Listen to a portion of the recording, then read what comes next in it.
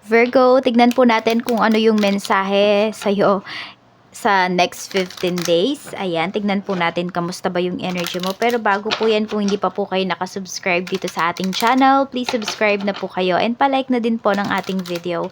At sa mga nais naman po mag-avail ng ating private readings, Lucky Stones and Amulet, makikita nyo po yung link sa description box below. Tarot Intentions by Aliana Reyes. Okay, tignan po natin kung ano po yung mensahe para sa'yo. Mensahe natin, Spirit Guide. Okay, your energy Virgo. We have hold your vision. So, ano kayo dito? Sabihin natin na ang dami nyong naiisip, ang dami ninyong nai-imagine ngayong ano na, imaginative kayo. Ayan, ngayong ano na to, ngayong 15 days. Pero okay yan kasi pwedeng mas nai-inspire kayo na i-reach yung goals po ninyo habang kayo ay you know your vision, your plans. Tignan natin yung mga people around you naman. We have a win-win outcome is forecast. So, yung mga tao sa paligid mo, sabi natin, mas nagiging honest sila, mas nagiging tapat. Okay, mas nagiging tapat, mas nagiging fair.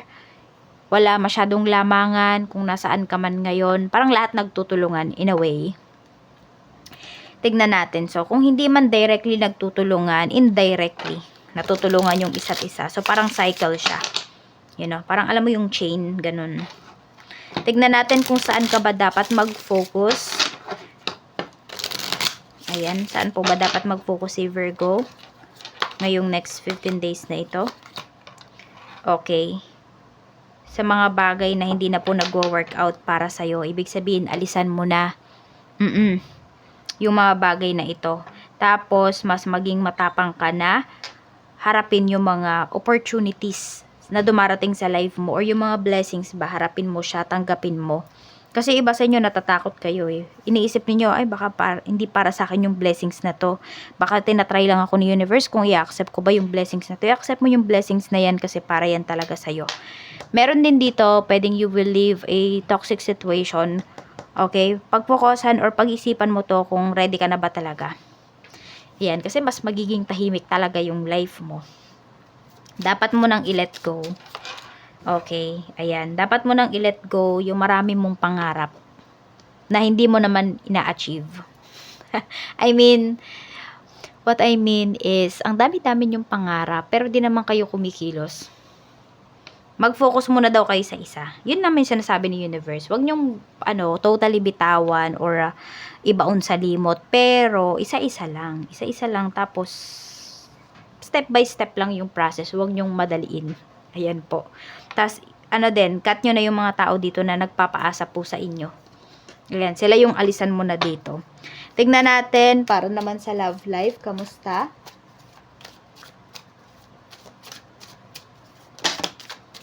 Para sa love life, okay, tingnan natin sa mga single.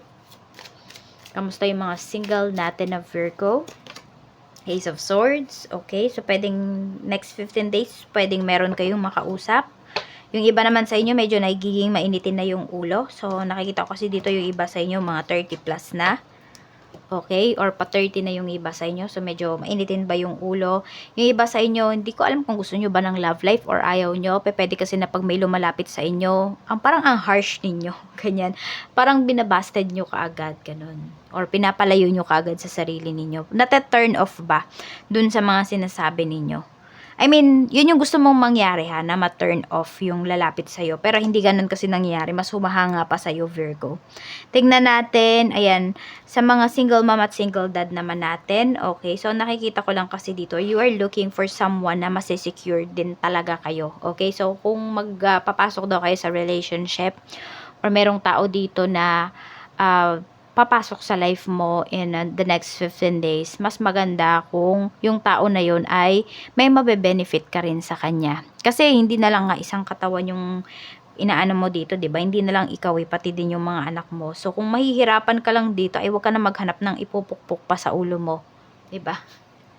Trabaho na lang yung asikasuhin mo muna dito. Pero kung sabihin natin yung tao na pinupursu ka is sabihin natin masipag, ganun, madiskarte, okay yan. Sige, pwede mong tanggapin. Pero kung magiging pabigat lang din sa'yo, wag na. Virgo. Tignan natin pagdating naman sa mga byudo at byuda. Ayan. Meron dito is nalulungkot pa rin kayo. Ayaw nyo mag-move forward. Hindi pa kayo ready. Okay lang yun. Ano naman grieving takes time naman. Kaya, yun po. Siguro focus kayo sa sarili nyo. Focus kayo sa mga anak ninyo. Ayan. Wala naman pong ano dito. May mga dumarating pero hindi kayo interested. You feel kasi na wala nang makakapantay dun sa pagmamahal na binigay sa'yo ng asawa mo. Tignan natin pagdating naman po sa mga may ka-talking stage dyan. So, yung tao na ka-deal mo is, o yung kausap mo is effort na effort talaga sa'yo. Parang kahit busy siya, may time siya para sa'yo. Sa mga dating stage, we have, ayan po.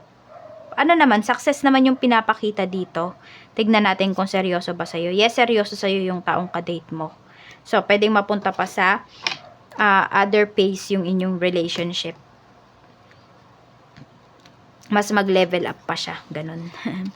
Tignan natin sa mga no contact naman po, sa mga in separation. Tignan natin sa mga no contact in separation spirit guide. We have the Emperor. Kukontak pa ba yung person mo? Yes. Alam mo, nami-miss ka pa niya. Hindi pa yan nakaka-move forward sa'yo. Maaring ano lang siya. Ang gusto niya, nakikita ko kasi dito, ikaw yung mag-message sa kanya. Pero yung iba sa inyo, ay hindi ko po gagawin yan. Bahala siya. Ayun, so kung parehas kayong magmamatigas talaga, walang mangyayari. Pero ayun yung nakikita ko kasi dito, hinihintay niya na ikaw yung mag-message sa kanya. At namimiss ka niya na, kaya lang kasi mataas yung pride niya eh. Check natin pagdating naman po sa mga in a relationship. Okay, sa mga in a relationship, LDR ba kayo? Sobrang miss ka na ng person mo, nilolook forward niya na magkita kayo ulit. Ayan. Nagwo-workout naman yung mga plans ninyo, nagwo-workout naman kayo together. Okay, so pwedeng mapag-uusapan yung na iskasal. Parang sa next pagkikita ninyo or sa next na 3 pagkikita ninyo ng person mo. Or baka 3 months, in 3 months time, baka magkita na yung iba sa inyo. Sa mga married naman po, we have, ayan, 4 of Wands. So, maganda yung energy. Give and take kayo dito ng asawa mo. Merong magdiriwang ng anniversary. Could be 4th anniversary, 40th anniversary. Happy anniversary po sa lahat ng magdiriwang nitong next 15 days or kung kailan nyo man po ito makita. Tignan natin pagdating, okay, masagana, stable, masaya yung family. Hindi man lagi yan, pero alam mo sa sarili mo na ito at ito pa rin yung pamilya na uuwian mo. Check natin pagdating naman sa kaperahan. Kamusta yung kaperahan mo? Yung kaperahan nyo medyo natutulog. Nagpahiram ba kayo? Nagpautang ba kayo, Virgo? Ayan. Pero alam mo, nakikita ko naman sa inyo dito, peaceful naman yung ano ninyo, yung, I mean, you have peace of mind naman with your money. Ayan. Happy ka naman sa mga pinagkakagastusan mo dito. Tsaka thankful ka, yun yung nakikita ko sa'yo dito. Kaya huwag kayong mag-alala, mas marami pang money yung paparating sa inyo dito. Tignan natin new source of income. If ever, mayroon ba spirit guide? New source of income po. Ayan, madaming new source of income dito. Parang from regarding sa health, sa beauty, yan. Sa water, baka meron dito yung iba sa inyo, may magtayo kayo ng mineral waters, ay tama ba, water station, yung mga ganun. Tignan natin. Or yung iba nagbabalak na dito na magbenta ng ice candy, ng ice cream, yan, baka racket nyo yan talaga pa tuwing pa-summer na. Sa mga, ano naman, paano naman i-improve? Okay, yon. Paano i-improve? Gumastos kayo ng happy kayo. Gumastos kayo na hindi kayo yung, ay sana hindi ko na lang binili. Kaya po pag-isipan nyo talaga, 'di ba? Kung saan nyo ba gagastusin yung pera ninyo at unahin nyo talaga yung needs ninyo. Or sabihin natin, yung mga bagay na sabihin natin na magbibigay pa sa'yo ng kaperahan, okay, madadagdagan pa yung pera mo, yung mapapaikot mo yung pera mo sa negosyo, yan, pwede mong ilagay. Pero it's up to you. Kasi may mga tao talaga na okay sa negosyo, may mga tao na hindi. Pang ano lang talaga, pang ano sila naman, pang career, mga ganon, pang work. Sa career mo, kamusta? Queen of Cups mo ka, may hinihintay ka dito. Promotion, yes, makukuha mo yan. Pwedeng in 6 months time, makuha mo yung promotion. Pero kung inaayos na yan ngayon, in 6 days, makukuha mo yung promotion na yan. Sa business, sa mga gustong mag-start na kayo. Maganda yung energy ninyo dito. Madami kayong magiging client. Oo. Napakadaming suporta po na inyong marireceive. So, may charisma ka talaga, Virgo, pagdating sa negosyo. Tignan natin. At saka yung nakikita ko din naman kasi yung iba sa inyo, hindi naman kayo nagmamadali dito. Kaya mag-workout talaga yung business na i-start ninyo. Sa mga may current business, kamusta? Napakaganda rin ng energy. So, mas mahalin mo pa yung negosyo mo, mas mahalin mo yung mga tao mo, yung mga produkto mo, yung mga clients mo. Tignan natin. Okay. Pagdating naman sa mga naluluging business, kamusta? Okay. Nasasaktan ka na dito, parang wala ka na talagang peace of mind pagdating dito sa business na ito. Dapat mo pa ba siyang ituloy? Mukhang hindi na. Mag-iba ka na lang ng business or mag-iba ka ng place kung gusto mo. Kasi destructive na yung nangyayari dito. Alam mo yung nakikita ko dito, kahit tapalan mo siya ng tapalan, I mean, kunwari, uutang ka or galing sa bulsa mo talaga sa ibang other source mo yung business na to, parang hindi talaga kasi siya para sa'yo.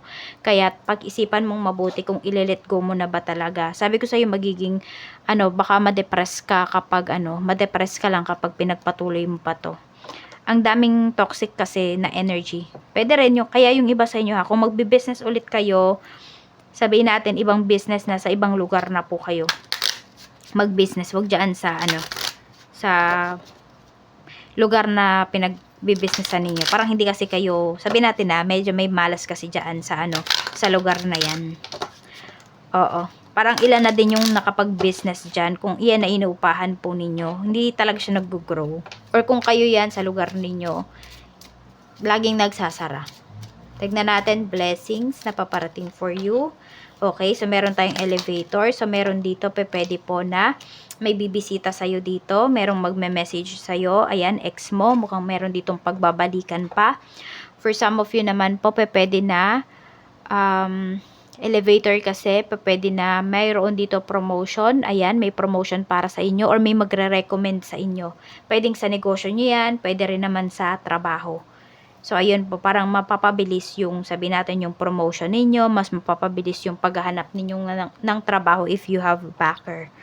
So, ayan lang po, Virgo ba yung sinabi ko? Kasi parang, naalala ko Taurus eh. Pero ayan, Virgo, para sa iyo yung reading na to. Maraming salamat po. Mag-iingat kayo always and more blessings to come. Do your best, give your best ngayong next 15 days. Bye-bye!